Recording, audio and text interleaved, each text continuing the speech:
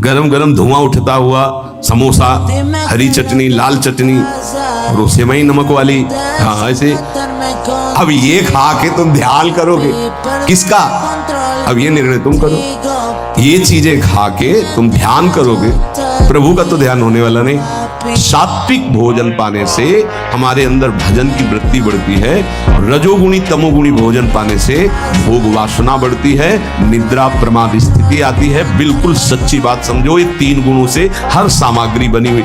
इंद्रियों को विषयों में संयोग मत होने दो, भोग बुद्धि से प्रवृत्त ना करो। केवल जीवन निर्वाह बुद्धि से प्राण पोषण के लिए पहले ऐसे शुरुआत करो रसेंद्री से। प्राण पोषण के लिए अन्न जा रहा है, स्वाद के लिए नहीं। आप नहीं हो भोक्ता, ये रसेंद्री का है। इतनी जबान में रखी गई पूरी बात, यहाँ के नीचे कोई मतलब नहीं है क्या जा रहा है इससे, यहाँ कोई स्वाद नहीं। बस ये 2 अंगुल 3 अंगुल करके, इसलिए पहले इंद्रियों को काबू करो। रसेंद्री से शुरू करो, मुख्य द्वार। ये ज्यादा रजोगुणी भोजन पाने पर चंचल होती। जब ये चंचल होती तो हर इंद्रियों में चंचलता। इसको संभालो। उचित आहार, सात्विक आहार, कम स्वाद वाला आहार, बच जाओगे। ज्यादा स्वादिष्ट पाने की कोशिश मत करो। अगर रसेंद्री स्वाद नहीं छोड़ पाए तो जनेंद्री का स्वाद छोड़ पाना बड़ा कठिन हो जाए। हम चिंतित हैं अपने लिए, अपने कल्याण के लिए, अपने सुख के लिए, अपनी सुरक्षा के लिए, अपने भोगों के लिए, अपने लालसाओं की पूर्ति के लिए। धिक्कार शरणागति। जब सर रख दिया प्रभु के चरणों में तो अब मुझे कोई परवाह नहीं। मस्त हो जा। प्रपन्ना समदृशो भगवत प्रपन्ना। दुख सुख में, मान अपमान में हमारे प्रभु का विधान है, इसलिए मुझे न दुखी होना है न सुखी होना है। मुझे चिंता नहीं करनी। ब्रह्मचर्य, इसमें महत्व बुद्धि रखने से रहा जा सकता है। ब्रह्मचर्य का महत्व, वीर शक्ति का महत्व जिसके हृदय में जागृत हो गया, चाहे स्त्री शरीर हो चाहे पुरुष शरीर हो, भगवत प्राप्ति के महत्व का प्रकाश इसी ब्रह्मचर्य से होता है। सच्ची मानना। ये जो आपका मन निरुत्साहित हो जाना, शरीर में पीड़ाएं होना, समय से दिनचर्या ना होना, प्रमाद स्थितियों का बढ़ना, कई जगह अंगों में पीड़ाएं होना, ये कई त्रुटियां होती हैं। इससे जो ये परेशानियां आती हैं, अगर ब्रह्मचर्य है तो आप जैसे अग्निमय भूमि पे चलना हो तो कैसे चलेगा, ऐसी उसकी चाल होने लगती। इतनी तीव्रता, इतनी उज्ज्वलता, इतनी उसमें चेतना शक्ति जागृत होती है कि हर काम में उत्साह। रात दिन मेहनत करने पर भी कभी थकान नहीं, नींद न लेने पर भी प्रमाद आलस्य नहीं। बहुत से मान सद्गुण ब्रह्मचर्य में चढ़े। ईमानदारी से देखिए आप कितना समय मोबाइल में नष्ट करते हैं। जिनके पास मोबाइल है, ईमानदारी से देखिए आप कहीं अंतर्मुख अध्यात्म की वृत्ति से युक्त हो पाएंगे? आप रजोगुणी भोजन करते हैं, आप टच वाला मोबाइल रखते हैं, आप अधिक समय उसमें क्या समय नष्ट कर रहे हो। एक एक सेकंड इतना है। जब कोई जरा सी व्यर्थ की बात करता तो चिड़चिड़ाहट पैदा होती कि ये तुम अपना समय नष्ट कर रहे हो। अरे जितने सेकंड में हम राधा राधा बोलते हैं उतने में तुमने व्यर्थ बात सुना दी, व्यर्थ बात। आप भगवत मार्ग के पति हैं, आपका बिल्कुल एक एक मिनट बड़ा कीमती है। ब्रह्मचर्य, इसमें महत्व बुद्धि रखने से रहा जा सकता है। ब्रह्मचर्य का महत्व, वीर शक्ति का महत्व जिसके हृदय में जागृत हो गया, चाहे स्त्री शरीर हो चाहे पुरुष शरीर हो, भगवत प्राप्ति के महत्व का प्रकाश इसी ब्रह्मचर्य से होता है। सच्ची मानना। ये जो आपका मन निरुत्साहित हो जाना, शरीर में पीड़ाएं होना, समय से दिनचर्या ना होना, प्रमाद स्थितियों का बढ़ना, कई जगह अंगों में पीड़ाएं होना, ये कई त्रुटियां होती हैं। इससे जो ये परेशानियां आती हैं। अगर ब्रह्मचर्य है तो आप जैसे अग्निमय भूमि पे चलना हो तो कैसे चलेगा, ऐसी उसकी चाल होने लगती। इतनी तीव्रता, इतनी उज्ज्वलता, इतनी उसमें चेतना शक्ति जागृत होती है कि हर काम में उत्साह। रात दिन मेहनत करने पर भी कभी थकान नहीं, नींद न लेने पर भी प्रमाद आलस्य नहीं। बहुत से मान सद्गुण ब्रह्मचर्य में चढ़े। मार इस काम को नष्ट कर, तस्मात् त्वम् इंद्रियाण्यादौ नियम्य भरतर्षभ। ये महाभारत सबको लड़नी पड़ेगी। महाभारत सबको लड़नी पड़ेगी। अगर आपको अपने स्वराज्य सिंहासन पर बैठना है, मुक्त होना है, तो ये युद्ध स्वीकार करना पड़ेगा, ये चुनौती स्वीकार करनी पड़ेगी। भगवान कह रहे इंद्रियों को वश में कर ज्ञान विज्ञान का नाश करने वाले इस महापापी काम को अवश्य बलपूर्वक मार। मन निश्चल राखे धनी धनी जननी तेरी रे। नरसिंह मेहता जी, इंद्रियों को वश में करो।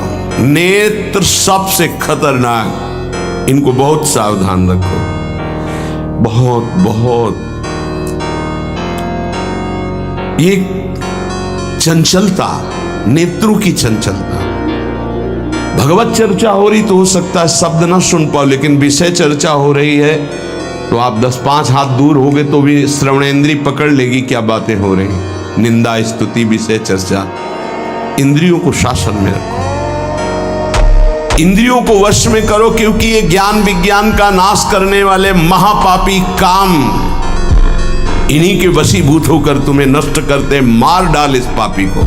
कोई भ्रम है तो एक बार बॉडी देखो, जो इसने कभी मांस नहीं खाया, अंडा ने, क्योंकि संतों का आश्रित कोई ऐसा काम थोड़ी करेगा, तो जो हाँ और पूरा बल पूरा, और जैसे लोग कहते हैं ये नहीं बनेंगे तो ये भी दिखा दिया कर गया कैसे ये हाँ। तो देखो इससे क्या है, इससे हमारी समाज को जो हम चिल्ला चिल्ला के कह रहे हैं कि आप मांस मत खाओ, मछली मत खाओ, तो कहते हैं हम बलहीन हो जाएंगे, तो इससे प्रमाण मिलेगा कि संयम और साधना से कैसा बल आता है। आप मांस खाने से आप मोटे हो सकते हो, चर्बी बढ़ सकती है, लेकिन अगर आप ब्रह्मचर्य से हो, अध्यात्म में चलते हो, पवित्र आचरण करते हो, तो आप अपने से डबल वजन वाले को पटक सकते हो।